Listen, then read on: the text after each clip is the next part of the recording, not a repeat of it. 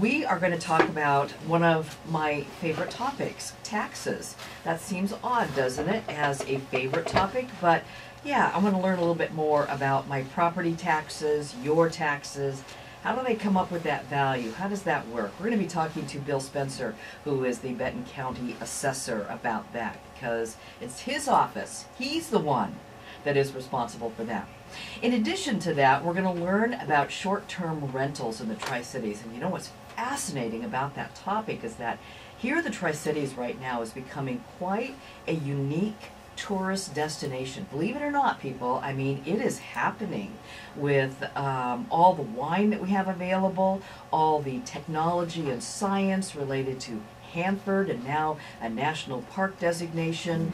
So short-term vacation rentals in the Tri-Cities, very interesting. And I have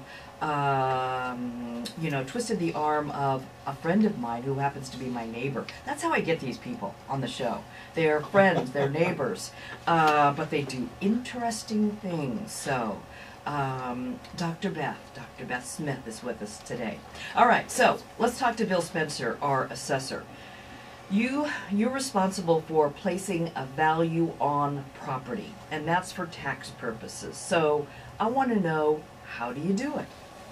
That's a great question, Christine. Thank you for having me. Because it's always good to be here to explain to people what we actually do and how we get to the values. Because every year we send out change of value notices, and people always question, well, why is my house going up in value? Or why is my house going down in value? Believe it or not, we get those questions. Oh, okay. People should be happy that their value is going down. You tax purposes. You would think so, Yeah. but sometimes we get an angry call saying my property value's gone down. Because they're confusing the two. Anyway, tell me how you come up with it. So basically, it's more like an appraisal, like you would get on your home if you sold or refinanced or something like that.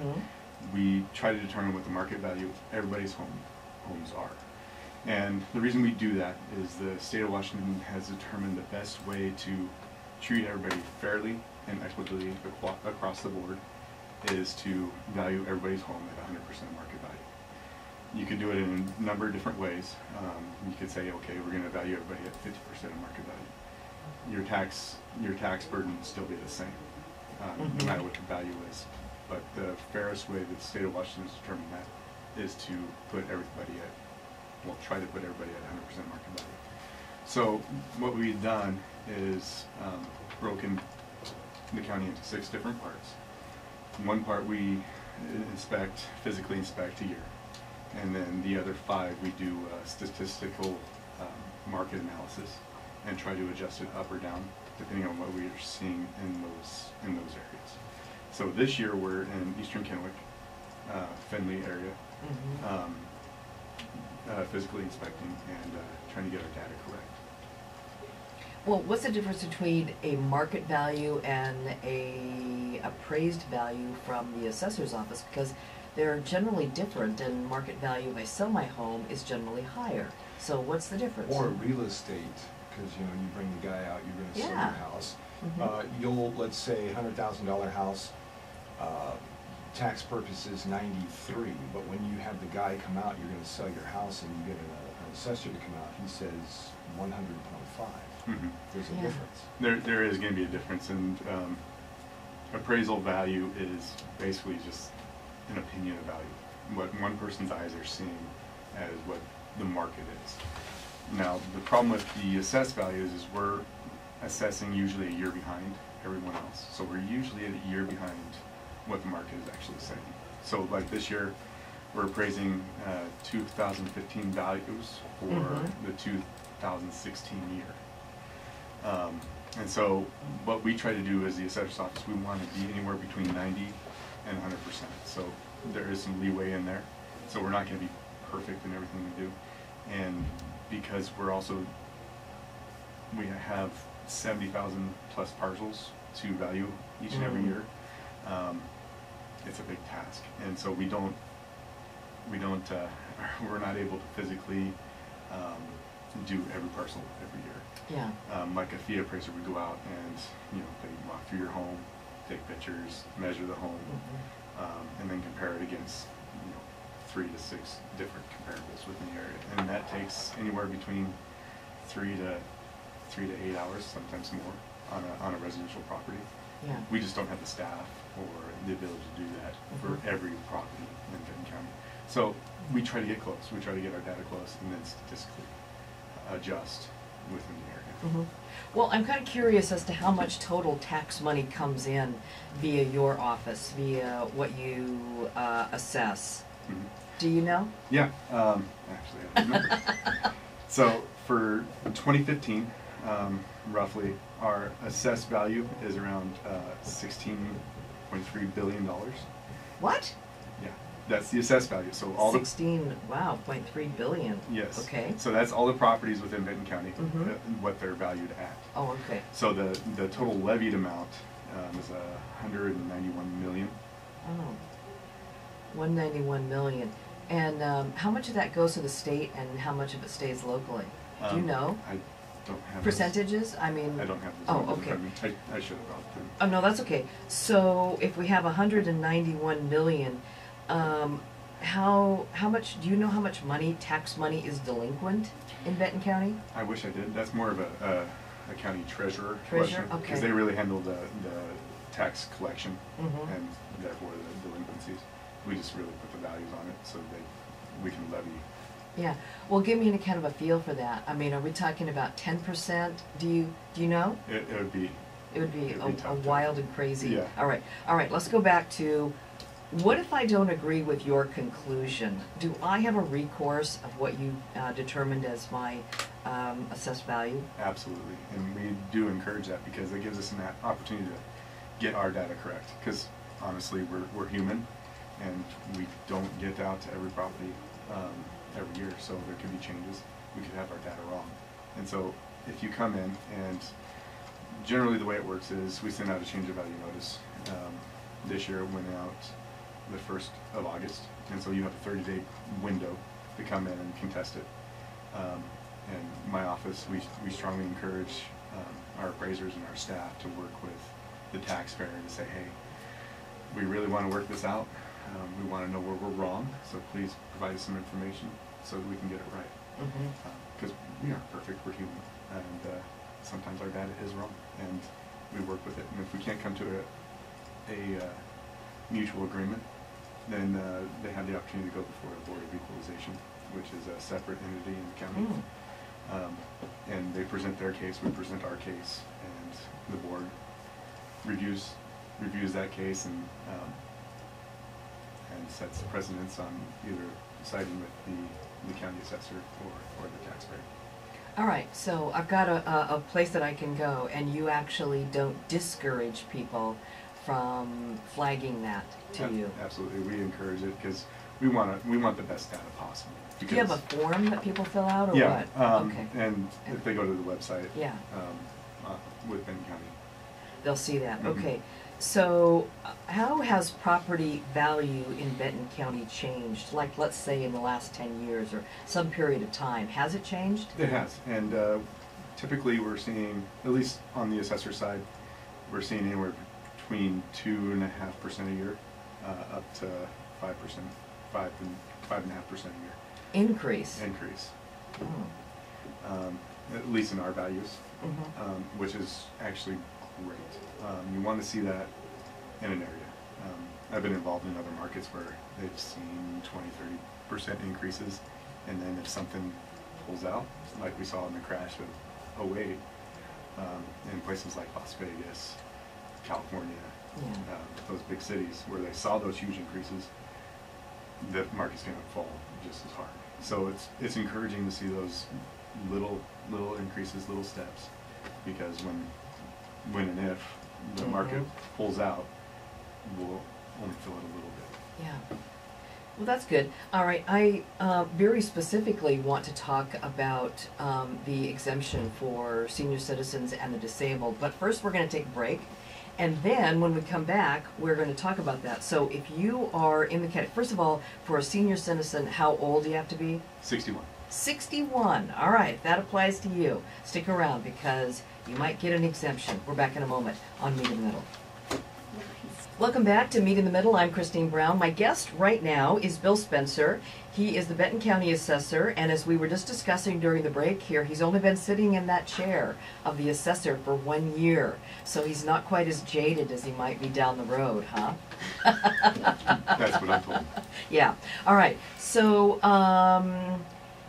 disabled and senior citizen exemption. What is that? Well, it's an opportunity for those with fixed incomes, whether they're disabled or have senior or they're senior citizens, an opportunity to receive a tax break, a break from the increasing taxes that we're seeing in our county and in the state. Oh, yeah. So, how much is the exemption? I mean, can they get all of their taxes eliminated, property taxes, or a percentage? How does it work? It's a good percentage. Basically, you'd have to qualify for seniors and disabled. Your income, your total household income has to be less than $40,000. That increased this year from the legislature. They voted in. It used to be $35,000 a year, $35,000 a year for your total household income. So if you have anything less than that, then you may qualify for those exemptions. So are you talking about cash income that comes to you, or you are worth less than $40,000? Your cash income. Oh, okay. So I could be living in my own home that I own or I'm paying on. I could be like 61 years old. I could be having less than or $40,000 or less, and I qualify for this. Yes. That's a lot of people. It is a lot of people. And I'm guessing a lot of people don't even know about this. That's true. Well, we're telling them today, Bill. Sorry. No, that's okay. My job is to help taxpayers out wherever I can, and that's part of this program. Mm-hmm. There are a lot of government entities, assessors and treasurers, counties that are concerned about the increase in the income level, but ultimately the legislature has decided that that's where it needs to be, and so it's there. It's a program, and we need to help our taxpayers out, our citizens out, in knowing about it and helping them through it. So if anyone's interested and think they might qualify, I strongly encourage them to give my office a call and see if they do qualify, and we can get them on the road to getting those exemptions. Well, I went on your website and looked at the form because I was personally curious about it. And the form, I wouldn't say it's daunting, but it's not simplistic. No. So do you offer help in that? We'll help you out. We can't fill it out for you. Right. But we'll definitely help out wherever we can. And those are the forms that are sent down from the Department of Revenue and the state, so we can't do a whole lot about it. Ah, I see. The old state forms. Yes. Okay, so everybody is equally filling them out. So we've talked about people who are senior citizens. What about folks who are disabled? What qualifies you for that? Yeah, so the disabled exemption, they need to be on full-time disability. And again, with the requirement of yearly income for your household at $40,000 a year. So if you're on full state disability, then you may qualify as well. Oh, okay. So I'm going to jump back here. This is $40,000 for the household. For the household. So if it's a married couple, that couple can't be bringing in more than $40,000. That's right. Yeah. Whew. In So, today's world, that is a fixed income. Yes, Yeah. it is. So that would eliminate Sadly. quite a few. Yeah. All right. Well, so the most important thing to do is to give your office a call if people don't have access to internet. But the easiest thing, if you don't have internet, go to the library, and they have internet for free there. But you could learn more about it by going to the Benton County Assessor's website. Absolutely, and we're updating it every day. We're looking for better ways to communicate all these things, and so things may change in how our public face is. So please go. And again, if you have any questions at all and you can't find those answers online, my office is always there.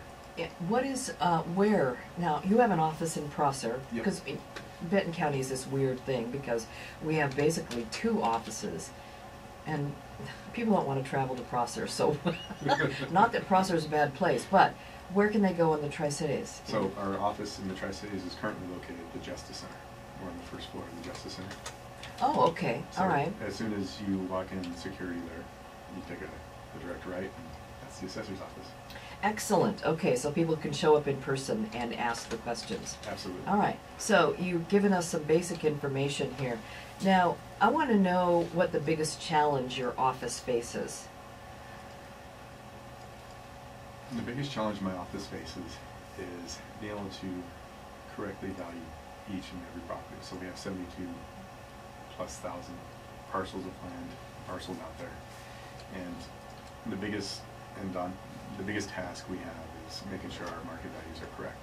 Because at the end of the day, if we're correct, everybody's being treated fairly and equitably, because no one really wants to pay taxes. I mean, that's just. Of course not. And Over in the corner, there's some guy going, yeah, sir, I'm down with that. Yeah. And on top of that, we don't want to pay more than our share of taxes. And Right. so Mhm. we want to make sure we're treating everybody fairly and equitably. And the best way we do that is by getting our information correct. And so the biggest and daunting task that we have is making sure the data that we have on file is correct. Mhm. Because if that data is correct, we can statistically analyze everything within the county and say, okay, this is going up, this is going down. How do we need to adjust it so that this area is paying their fair share and this area is paying their fair share? Mhm. And so ultimately that's the biggest challenge. Yeah. And also people knowing what we do. Yeah. I get a lot of treasurer questions, I get a lot of auditor questions. Mhm. And really at the end of the day, we just value properties, enabling everybody to know what their taxes are gonna be. That's interesting. So you value the properties. What does the treasurer's office do? They're basically like the tax collector. The collector. Okay. Huh. So I was curious, and I don't know if you know the answer to this, but can you sell my property to collect my back taxes? I can't.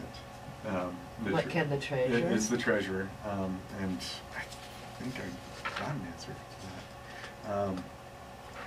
I think it's, and don't quote me on it again because I'm on radio. You're committed. I know. I think it's a 3-year period of time of delinquent taxes, then they have the opportunity to sell the home. Ouch. 3 years. Okay. Yeah. All right. I would say don't quote me on that, but I just got quoted myself. Yeah. All right, so at some period of time, that if I'm not paying my taxes, I'm not going to own my property. So we understand just the overall of the assessor's office, the treasurer's office. So what does the auditor do? The auditor makes sure we're doing our job. Wow, okay. And there's little other areas within it, but yeah, it's make sure we're doing our job. So they're like the police. Okay, interesting. They're watching out, okay. Yes. Yeah, I like that. There's a checks and balances Yeah. in our form of government, which is Mhm. great. So you have been doing this for 1 year. Yes. And prior to that, as I understand it, saw a little bit of information about you. You were in the private sector doing appraisals yourself I was. as an appraiser. Why would you want to be a county employee? Because you know, the other thing I asked him, knowing that he came from the private sector before we got on the air today, is you can't be making more money than you made in the private sector. So why would you want to do that? I saw it as a way to serve. I saw it as a way to serve our county. My wife and I have always had this greater desire to serve those within our community. Mm-hmm. And I don't have a lot of expertise in a lot of areas, but one area I do have is in valuing property. And I worked for the Franklin County Assessor for a couple of years, and I saw how he ran things and how good he was, not only with the public, but with the information that he gathered and how he did things in that office. And I looked over here in Benton County when the assessor here was deciding to retire or not, and I saw, well, there's definitely room for improvement, room for updating things here in Benton County. And I felt that I really could serve the public better there than anywhere else. And so far, I think we've done a great job. Mm-hmm. The office is, I've got a great staff who jump on board and are very forward thinking and very interested in helping the public, which are two things that I really wanted to bring to the assessor's office, and within the first year, then an outstanding job. Well, what's interesting to me, and I think a lot of other people who are just general citizens, I call them regular citizens, that we elect all these various people. We elect a sheriff, we elect an assessor. I mean, you could essentially, I mean, I could run for assessor, and wouldn't that be a disaster? So, that's interesting process, I think, in county government. It has its positives and negatives, but I'm kind of curious from your point of view, since you have run a campaign for this type of a position, what did you learn from that? Unfortunately, I learned a few things that were troubling. One of which is not a lot of people know what the county assessor does. Right. Yeah. Which is understandable. I mean, it's one of those things you don't really care about until you get that statement in the mail saying your property value's increased and you get to pay more taxes. Yeah. And then you forget about it for another year or so. And number two, that campaigns nowadays are run almost solely on name recognition as opposed to the best candidate. Right. And so I spent the majority of my campaign trying to educate the public on what the county assessor did and why exactly I was the best candidate for the job. Because I really feel that my qualifications were the best, and that the county had a better outcome if I was to be the next county assessor. And so I think that the county agreed. Hopefully it wasn't just on name recognition. Hopefully it was, they saw my qualifications and what I could do for them. Well, how interesting. So I guess if it puts it in the face of us voters and forces us to learn more that we didn't know at certain times, I guess that's a great value. Bill Spencer, I want to thank you for joining us today and sharing the information about the assessor's office, and I want to thank you for your work and your service. It's a thankless job sometimes, I know, and you're appreciated. Thank you. Thank you. Appreciate your time. All right. Hey, we're going to be back in a moment to talk about vacation rentals. Yeah, I think that'll be fun. Stay with us. Okay. Hey, thanks for joining us again, staying with us here. We're going to talk about short-term rentals or vacation rentals. My guest is Dr. Beth Jan Smith, and now that I've called you Dr. Beth, I'm just going to call you Beth now, okay? Good enough. Yeah, Beth is my neighbor and friend. But she's launched into some interesting stuff that has to do with short-term rentals that I think that you will find interesting as well. So, Beth, what is a short-term rental? The legal definition, I guess, is less than 30 days. The sort of the cultural is anything that goes through like Airbnb or home away. And how is this different than a hotel? Well, or how is it like one? Well, it's different from a guest side and a host side. From a guest side, people are more familiar with hotels. Sometimes they feel safer, although I've not found that to be the case for short term. In at a guest rental, they're usually more cost effective. They're more unique and can be tailored to individual needs than, say, just your standard hotel. Well, how did you get into vacation rentals here in the Tri-Cities? Well, I've been using Airbnb since 2011 and have had great experiences and saw a need in the Tri-Cities, and when I have a rental, when it became available, I thought I'd give it a try. Yeah. Well, I'm curious, first off, what have you learned from that? You kind of went into it thinking, I don't even know if anybody's going to contact me and want to rent it. What have you discovered? Well, it's been a great experience. I've discovered there is a need, and even since I started several months ago, there's been more that have come into the area, and I'm hoping, especially through this program today, there'll be more interest. What else? Can you repeat the question, Christine? I've forgotten it already. That's all right. Hey, so we'll come back to that, but who are the people?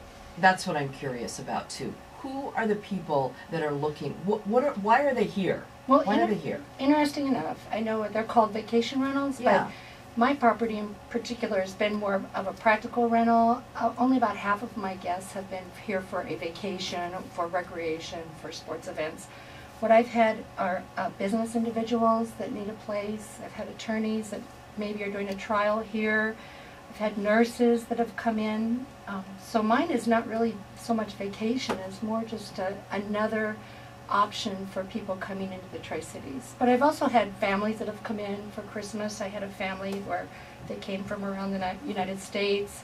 I've had athletes have come in, and people for wine tours too. Ah, okay. So our first thought would be, I guess, wine. But what you are saying right now is that the short-term stuff is really people coming in for business purposes. Both, Yeah. both. But I think, as you mentioned earlier in the program, it's going to be more and more vacation as we're having more vacation type activities. You mentioned the, out in the The area. national park, yeah. And I'm on the Tri-Cities Visitor Bureau, and there's others that are listed there. So it's, for me personally, it's been 50-50. I can't speak for other properties though. Yeah. All right. So you have used vacation rentals, for example, when you've traveled Yep. around the planet, as it were. What's like your most, and do you look for unusual places or what? Well, I pretty much look for quiet, privacy, location, of course, and cost effective. My most unusual was a houseboat in Amsterdam. I Ooh. stayed there, and yeah, used quite a few this year. I've been, let's see, Victoria, Los Cabos. Yeah, with me. With you. Palm Springs, I went to Rome, London, New York, Spokane, Miami. Wow. Okay. I mean, I've used it quite a bit. So you've had quite a bit of experience with that. Have those experiences been good? All but one. I've only had one that I would not return to. They've been Oh. great. So how do you get your customers? Where do they come? I mean, how do they find you? I've contracted with Airbnb and HomeAway primarily. So how does one go about that? Do you, can you contact their website, and is there criteria that you have to agree to? Well, it depends on, well, of course, what property you have, because HomeAway will only do entire areas, a home, a cabin, a trailer, the houseboat, whereas Airbnb will do both entire areas and individual rooms.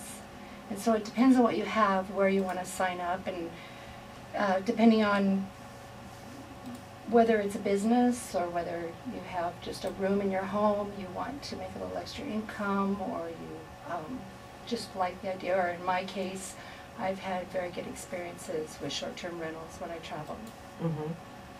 Well, how interesting then. So I don't need to own a house myself. I can still be involved if I want to rent out some space in my home. Oh, absolutely. In fact, Yeah. in the Tri-Cities, there's about 32 on Airbnb with just mainly, they have rooms. They want to share either a room or rooms in their home.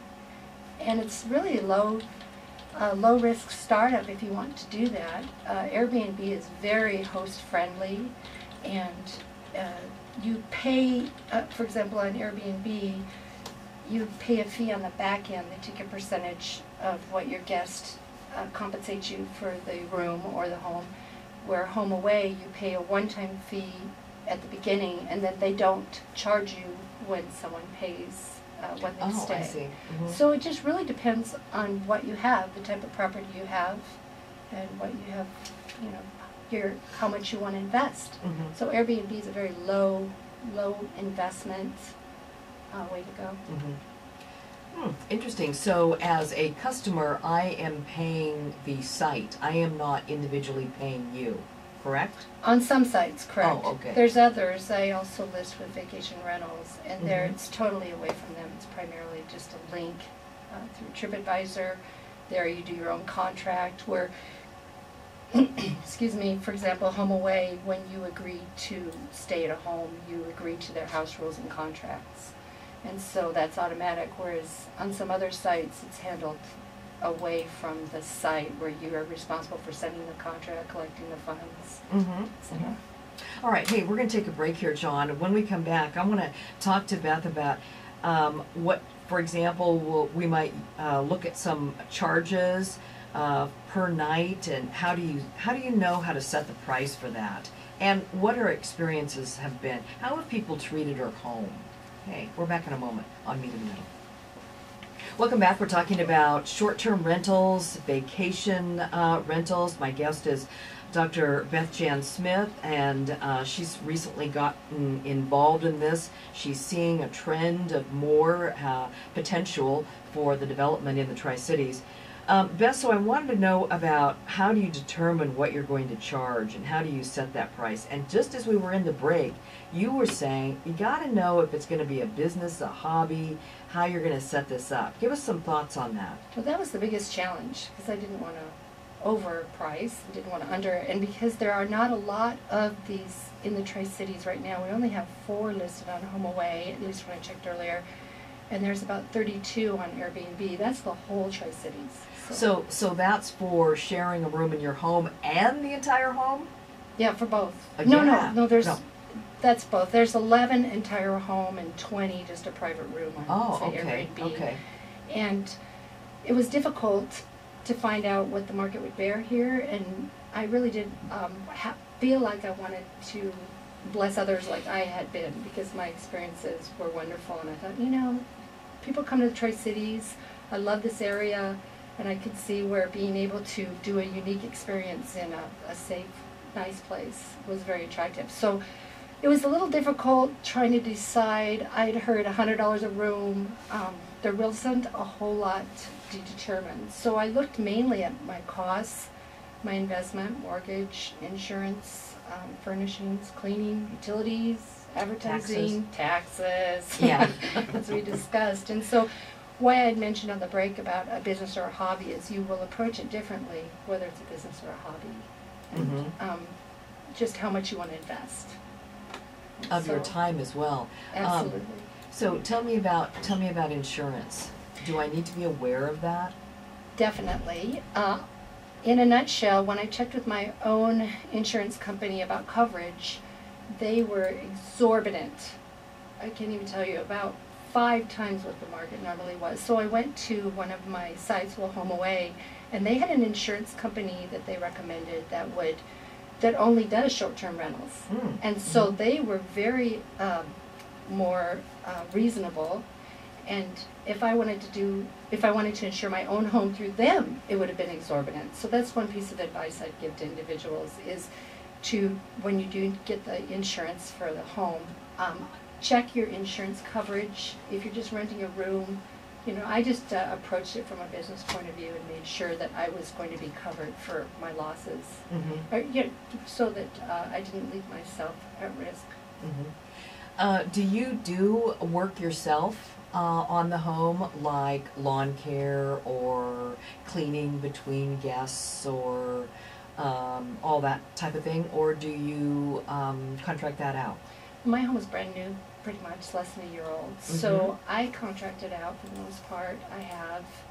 It sort of depends. If I have a long time between stays, a week, if I have time, I might go do it in segments. But to me, I have someone that does a fantastic job and is keeping it still in brand new condition. So I contract it out. Yeah.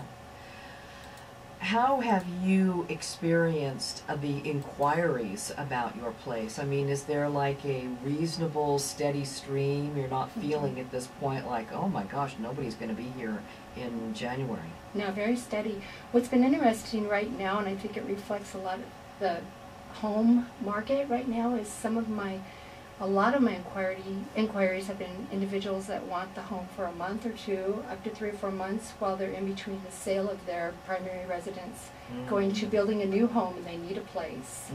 And so that I've had probably 6 just within the last month or so that want to rent it for a month or more, month to 3 months. So there's a niche out there for somebody else that wants to buy a rental home and that, Well, I'd like to see more. I just think it's great for a community, and the beauty of it is it's so tailored to what people need.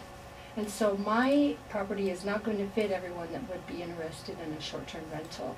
So the more choices we have out there, the more people we have that are that are coming to our area and staying and having a great experience in the Tri-Cities. Mm-hmm. So tell me about what have you experienced so far? I mean, have things been respected, or have pieces of your property been broken or damaged? What have you found? A missing knife. And we think it was we had a gentleman come in that was a project manager that was working here, and we suspected that he put it in his lunchbox and just forgot to return it. And I am being funny, but no, I've had, mine is more on the upper end, and so the clientele, I don't have people constantly coming through, and they respect my home. You know, it is my home, and so, you know, it's a place that I near and dear, and when I have people come in, I usually make sure that, or do the best I can to make sure that they're going to treat it like I would treat how they treat their own home. Mm-hmm. Ironically, I do not have pets, and if I encourage anyone that is considering this that would welcome a pet, I've turned more people away that want to bring their pets. I've only had one person that I made an exception, and they left my house in the most amazing condition. I mean, it was fabulous. Mm-hmm. But no, I've had great experience. Again, I make sure that I have insurance, and some things you just, like any property, a hotel or otherwise, you're going to have some expenses that they just happen. I mean, it happens in my own home. Mm-hmm. And many of them have been minor, and so I've been I can't say it's that way for everyone, but done my best to make sure people stay there that are going to take care of it. Mm-hmm.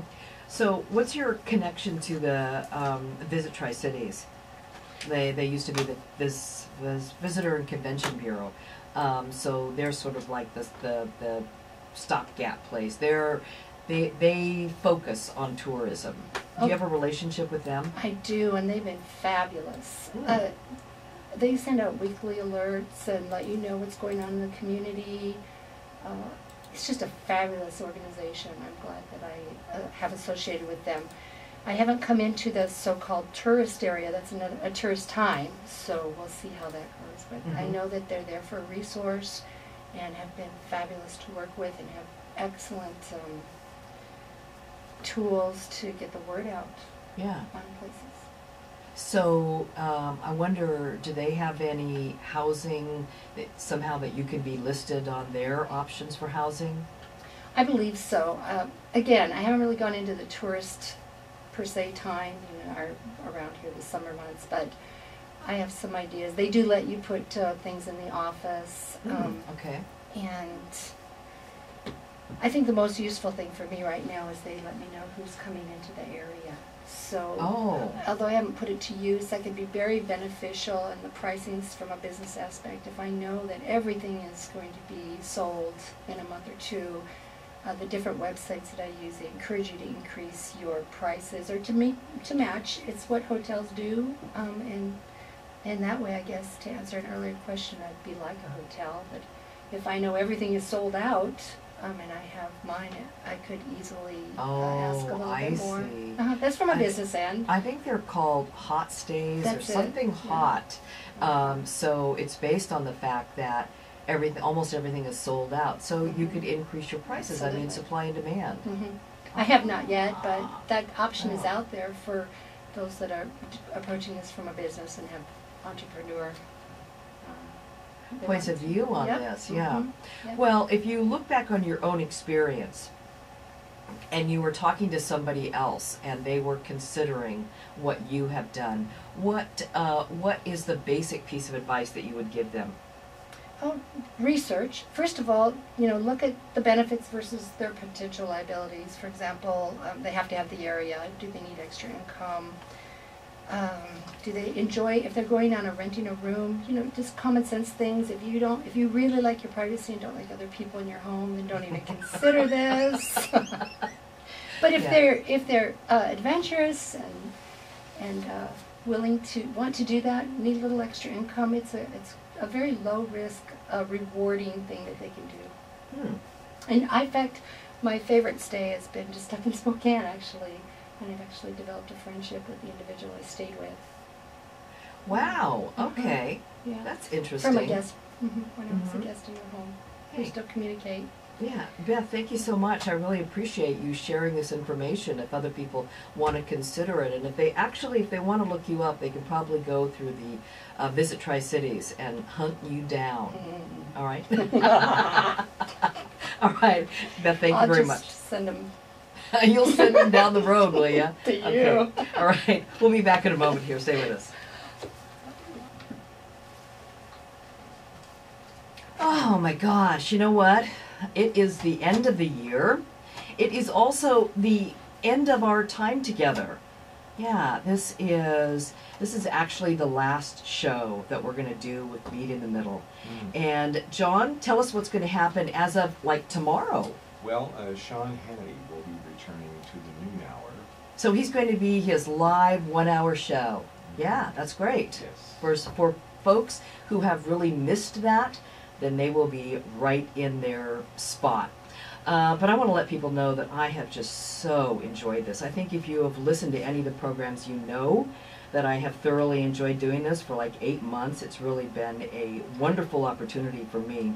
And I want to tell you that John is a great partner for this kind of a gig, let me tell you. Opinionated libertarian. We don't always agree, John, and that is kind of the fun of it, you know that? But I think what it's proved too is that you can, and this is something that Glenn Beck has really over the last few years gotten into, you can disagree with somebody, but you can still have some civil discourse. Civil is really... Which has been a big yeah. step for me, because usually, you know, I'm kind of a bomb thrower.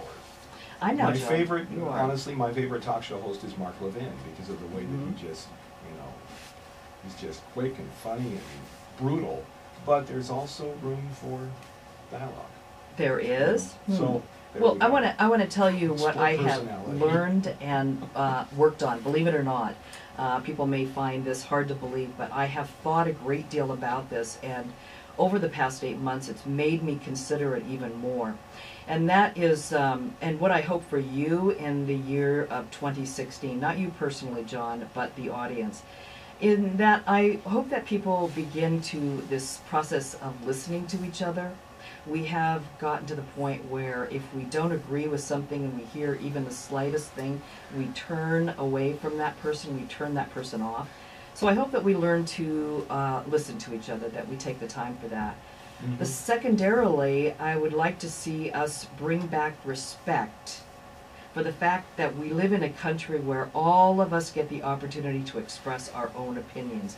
Respect that. That's pretty big. A lot of people, in fact, have died for that respect, for that opportunity. The other thing, John, is that I really encourage people from every side, every avenue, every spot, that they move a little bit, John, just a little bit to the center. Not to the other side, a little bit to the center. So when both sides, you know, we could solve more problems that way. We kind of spent the last 2 years moving to the far, far outreaches and being a lot more polarized, and hence we haven't been able to solve very many problems. Yeah, the country Kind is probably, from what I've seen here, probably one of the most polarized states that we've, Yeah, that we've ever seen. yeah, and hence we haven't solved any problems. We just keep kicking them down the road. That old can keep getting kicked. And I think people are discouraged with the idea of politics in general. We would hope that you starting with a local level, don't let disenfranchisement prevent you from airing your opinion, because you can surprisingly make a difference. Yeah, well, it happens on both sides. An avalanche starts with a snowball. Yeah, Just some words for thought. I've been to activities of both sides, both Republican and Democrat, in this past 8 months.